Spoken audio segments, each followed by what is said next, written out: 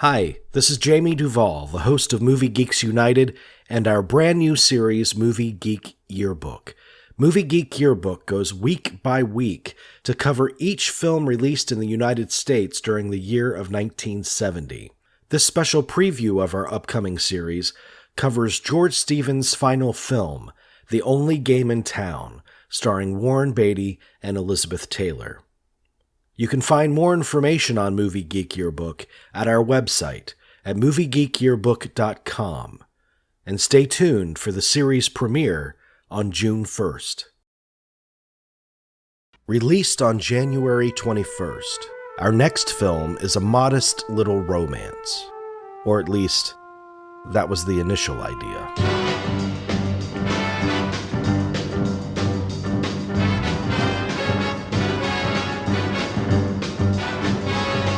Set in the pulsating neon dreamland of Las Vegas, The Only Game in Town is about two losers adrift.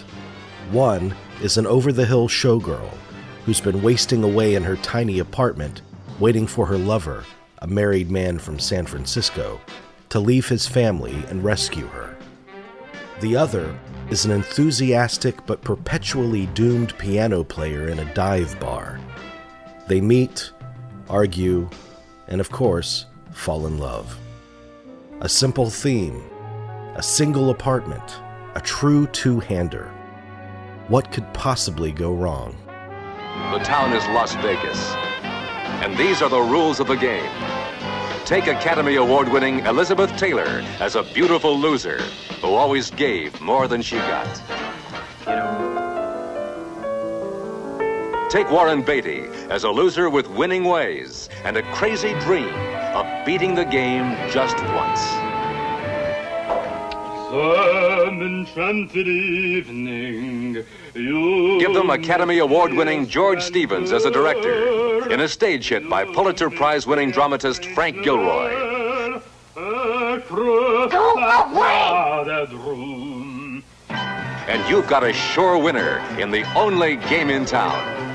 If they had been allowed to just do it on the small scale that it really was begging for, I think it would have been so much better. Film historian and longtime creative director at Twilight Time, Julie Kurgo. Frank Gilroy had won the Pulitzer Prize for his... The Subject Was Roses. Subject Was Roses, yeah. And I think that was like in the mid-'60s. And so he had this new play coming on, The Only Game in Town. And Fox just went dashing forward and bought the rights to this play before it had ever opened and paid a lot of money for it. I think it was like $250,000. It was at least a quarter. It might have even been $500,000 for the rights to this play that hadn't even opened yet. So it opened and it closed, I think, after like 15 performances. Something like that. So there they were, and they were stuck with this dog. But I don't think it really was a dog. I mean, the writing is charming. The dialogue is really smart. Well, here we are again. Yeah.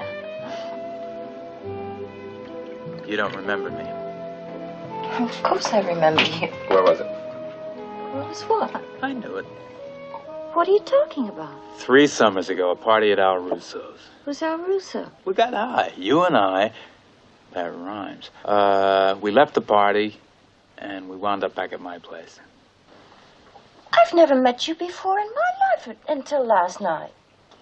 Congratulations. There's not many girls in this town remember every guy they've been to bed with. What's the matter? What kind of a person are you? The kind that likes to be remembered. George Stevens wanted The Only Game in Town to be a small-scale and intensely intimate film. Stevens was one of the greatest and most accomplished directors of his generation, but his previous film, the biblical epic The Greatest Story Ever Told, was one of the most difficult and draining shoots he had ever experienced. It took 5 years to complete, and when it finally opened to tepid reviews and lackluster box office, Stevens was understandably deflated. It took him another 5 years before he committed to The Only Game in Town, and he surely felt that this modest production would be a welcomed palate cleanser. It wasn't. The trouble started with his leading lady, who he had enjoyed fruitful collaborations with previously on A Place in the Sun and Giant. One of the reference librarians, major reference librarian at the Academy, had this great photo of Liz Taylor sitting on George Stevens' lap during the time they were making Giant. And they were both rather beautiful. Author of Giant, George Stevens, A Life on Film, Marilyn Ann Moss. And then there's a shot of the two of them in the same position when they're making The Only Game in Town. And they're both quite overweight. It's like the story of what happened. The movie had an enormous budget, $11 million in 1970. That's a huge, huge budget, particularly when you consider this is a two-hander. One of the things that happened was that she was married to Richard Burton, who had to film The Staircase, I believe, in France. And she insisted that they make The Only Game in Town in Paris. Makes no sense at all since the film takes place in Las Vegas. George's film is set in Las Vegas, but they built that entire set. But it was in Paris. So it was fake. And it had that sense of fakery to it, which was so unlike him. And you could see the models outside of her apartment window. That's and rear projection, and it's a lot of crazy stuff. And the only thing that makes it bearable is that the cinematographer is Henri Decaille, and this is one of the great cinematographers of Nouvelle Vague. I mean, and particularly he's associated with Jean-Pierre Melville and Louis Malle, Claude Chabrol, Truffaut. He shot 400 Blows. So he was great with doing kind of seedy underbelly kind of things. If he had had more time in Vegas, one can only imagine how great that might have been. And then, there was all the craziness that I think in this period, any movie starring Elizabeth Taylor would provoke craziness, real craziness. She and Burton were probably the two most famous people, certainly the most famous couple of the period, tabloid fodder.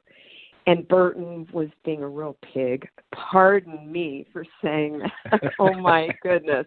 But he was. He would come and hang out on the set when she was doing a love scene with Warren Beatty, and he would say things to Warren Beatty. This is documented. He would say things to Warren Beatty like, "Oh, Warren, you seem a little uncomfortable." Imagine this in the great Burton voice. "You seem a little uncomfortable there with my wife." And things like that. Can you imagine trying to do a love scene with that? That being said, how different do you think The Only Game in Town would have been if the original casting choice of Sinatra had come through? That is a fascinating thing to contemplate. In some sense, you'd imagine him as being better for the part. The Vegas connection, for one thing. I seriously doubt Frank would have allowed the production to move from Vegas to Paris. I just think he might have put his foot down. And the fact that he was older and had that kind of, what can I even say? I was going to say worn out, but I don't weariness. Mean that. Yeah. Weariness. Yes, there you go, Jamie. That's exactly it. He had that weariness, which I think would have worked really well. It would have been a different dynamic, clearly. The way that Beatty plays it it's actually one of my favorite Warren Beatty performances, because he's, how sometimes he can be a little like obtuse and a little sleepy and a little, he's like not quite with us, even in something like Reds, where he's playing an intellectual, he's a little, you want to kind of snap your fingers and go, "Hello, are you there?" But here he is so lively. He's jumpy, he's really, really jumpy.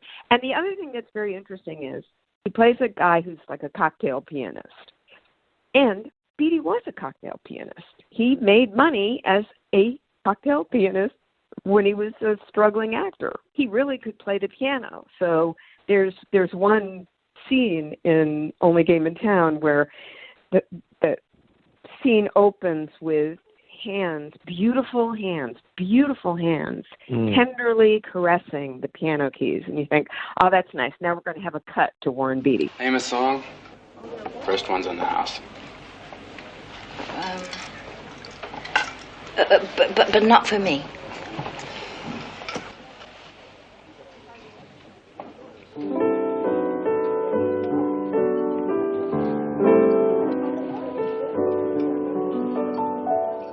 Camera pulls back, and it's Beatty playing. Yeah. And he's playing beautifully, and he has the beautiful musician's hands. So that's a nice little piece of realism, which unfortunately poor Liz does not get the benefit of. She plays a chorus girl, a dancer in Vegas. And as you know, in order to be a chorus girl dancer in Vegas, you have to be, I think, at least 5'8". And at 5'8", you would be tiny. And Elizabeth Taylor was 5 feet tall. They keep cutting from sort of like a pretty close, from bust up shot of her kind of smiling vivaciously in costume. And then they cut to a long shot of anonymous chorus girls. And we're supposed to go, where is she? And then they quickly cut again. The Only Game in Town landed with a thud upon release. Maybe it was a matter of perception. Why were two of the biggest movie stars in the world, coupled with one of Hollywood's most respected directors, wasting their energies making a film in such a minor key? But looking back on the film in hindsight, without the baggage and bias of expectations, the movie, at times, is a lovely diversion. Taylor and Beatty's star power is less of a distraction from the simplicity of the premise. But that's now. The film did nothing to enhance the careers or the legacies of any of its principal players. George Stevens, the legendary talent who directed classic films like Swing Time, Gunga Din, Woman of the Year, The Diary of Anne Frank, and Shane, ultimately ended his career on a sour note. He never directed another film. He passed away in 1975, and we're left with the speculations of what could have been, had he not been so consumed by the toils and failures of the greatest story ever told. Author Marilyn Ann Moss. Well, Warren Beatty adored him. I mean, he was his mentor, just loved him. And they used to go out and eat at a Chinese restaurant every couple of days or every week because he was trying to get him to direct Bonnie and Clyde. And George would always kind of stall. And Warren Beatty said of the experience, I came to think of him as a slow-moving freight train because he wasn't talking. He didn't want to do it. And he was also asked to direct Butch Cassidy and the Sundance Kid.